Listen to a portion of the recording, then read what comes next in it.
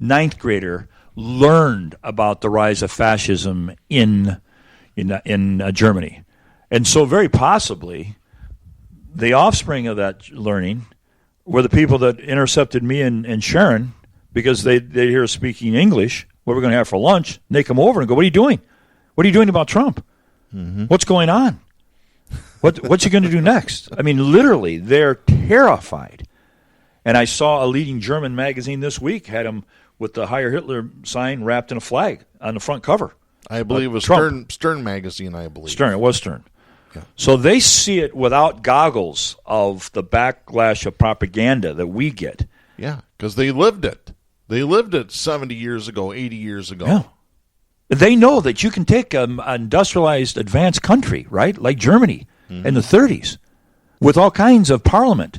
Remember the Reichstag, right? They had a vital parliament with intelligent people and leaders, and it can be perverted in a matter of years to a fascist, authoritarian, totalitarian government. They know it can happen. We don't seem to know it happens. What's the book? It can happen here? Yeah. Don't read the book, folks. I urge you to. But in the meantime, realize it can't only happen here. It may be happening here right now in front of us. It already is. You have a narcissist. Go ahead. Yeah, I was going to say you were joking about the people down in the South, about not having an orthodontist or not knowing what one is. But, truthfully, what is it that I call them online? Call them maggots. Because they wear the MAGA hats. Make America great again. No, they're maggots. Yeah. Plain and simple. And they take the most outlandish remarks that Trump makes, and instead of being shocked, you know how they interpret it? The guy is so confident. That's a call to action. And he can say whatever he wants. He says it like it is. Yeah. He says it like it is. I could go to a wedding and say that woman up there 8 hours from now is going to be doing this and that and this and that to her husband. Now that's saying it like it is, right? That doesn't make it tasteful. That doesn't make it appropriate. To say it like it is, you might do it at 2 o'clock in the local bar down the street here. You're not going to do it as a world leader and get credit for it, except for the Confederate flag toting, pickup driving, Billy Bob, Joey Bill idiots down south. They take it and they think it's a trait, an admirable trait, to insult the leader of Sweden. To insult, not only that, to insult all of the leaders of Europe, the German leaders of Europe. He goes over and makes fun of them, insults them. Yeah. And they love it. Those hillbillies think it's great. Oh, they do. It's a sign of insanity, but I think the whole world's gone insane, Jack. But this thing is, if we say something mean about Trump or any of these other conservatives, oh, you need to be nicer, you need to be more civil. No, I don't. I don't need to be civil to anybody. Yeah, that Germany trip, but it wasn't just Germany, it was a couple other countries.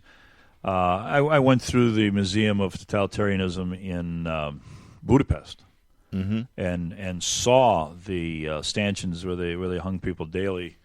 And that was underneath a government that had been functional just months before. And I hear about the planned persecution from a Christian prophet.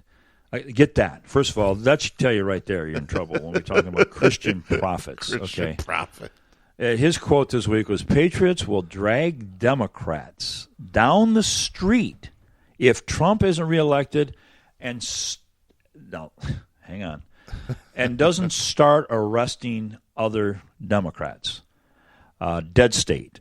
Do you remember who that was, the pastor? I had a picture of him, and this isn't his first crazy comment.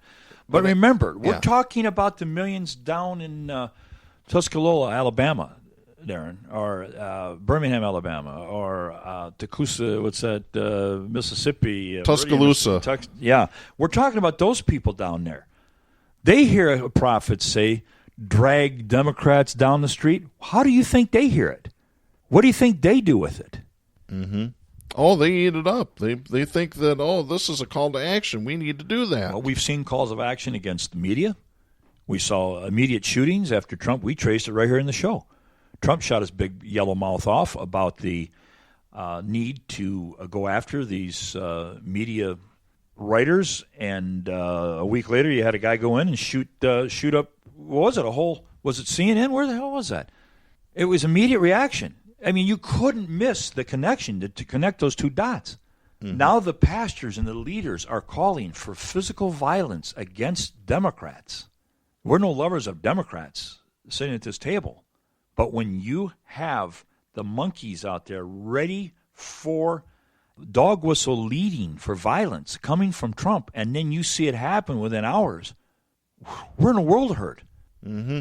Yes, I have it. This is Sky Palma writing for Dead State. This is dated August 20th. Christian prophet and whack job conspiracy theorist Mark Taylor said that if Trump doesn't carry out mass arrests of high-profile Democratic politicians by this coming January, patriots will rise up and get the job done. He said this on a podcast, Sheila Zielinski's podcast on Tuesday. He said this. That's my point. He recounted a conversation he had with God last year where he was told that if Trump doesn't carry out mass arrests, there will be blood in the street. Oh, my God. Really? Unbelievable. And people believe this. They go to his church. They eat this up. What the hell is wrong with people? You know what this guy is? I'll tell you what this guy is. He's insane. He's nutty. He's crazy. I had to play the cuckoo clock. I'm sorry. That's just utter nuts. It's nuts, but are we really that worried, Americans? They are in Germany. They are in Austria. They are in Budapest. I can tell you that. We should be worried, but we're not. Damn worried. You know who else said that God gave them a message? Bush. Oh, Jr. Yeah, that's Remember right. That he came out. He said unabashedly, God had told him to invade Iraq. Because we've forgotten that. There was always the joke. You know where this is going to lead? Well, there was always the joke that Cheney got on the White House in her comments, said, George, this is God. Let's just go back to Trump's week here real fast before we go. You know, he repeatedly threatened, now get this, to release ISIS fighters in Europe as a form of punishment for countries like Germany and France. He said, now it gets worse, he's strongly considering trying to change the Constitution by executive order. By the way, it doesn't work that way. Mm-hmm. He also indicated he hasn't ruled out trying to illegally serve more than 2 terms. I repeat, this is all in the last 72 hours. Yeah. He hasn't ruled out, and believe me, these red meat idiots are pushing for this already. Mm-hmm. He indicated he hasn't ruled out trying to legally serve more than 2 terms. He rewrote history during comments about Russia's expulsion from the G8 that framed the situation, joked about giving himself the Medal of Honor. Yeah, I saw that one. That was on Wednesday. Jeez. And that's not the end of the outlandish stuff. It goes on. We talked about the being chosen, buying Greenland. The man is either mad or he is insanely intelligent, knowing that you can raise up a voting bloc of out-of-control, bloodthirsty, Yahoo rednecks that give him all the power he needs. And Antifa people, you detriments to Antifa, you people who think like Kellyanne Conway that Antifa is just taking away your first-degree rights. Yeah, I'm going to get to that story. I think you better wake the hell up. You better realize the line of scrimmage is out there in the streets. You better get out there and protest, or they will take it over. This is by Christina Zhao reporting for Newsweek.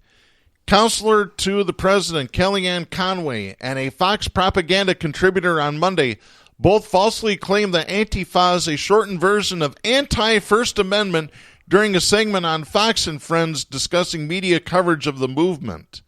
Conservative commentator and radio show host Dan Bongino argued on Monday that members of the movement are not counter-protesters during an appearance on Fox Propaganda Channel. Here's what he said, quote, "They're not counter-protesters, okay? You've been in the media for a long time. Other outlets do this. It's called gaslighting. Tell a lie confidently, and isolate people from the truth, and you can get people to believe anything. Antifa are not counter-protesters. It is an anti-First Amendment. That's what it stands for. They tell you it stands for anti-fascist. It really is anti-First Amendment. They are an anti-First Amendment, ultra-violent terror group that wants to silence people's free speech. They are not counter-protesters, end of quote. Well, let's see. I got news for you, Fox the conservatives ought to know about gaslighting. They do it every single goddamn day they're on the air. Here's the thing, Darren. Here's the bottom line. History tells us that Antifa, who's never killed a single person, okay? Yeah. Was a reaction and a response to fighting the fascists in, guess when? World War II. The same when my dad went to fight.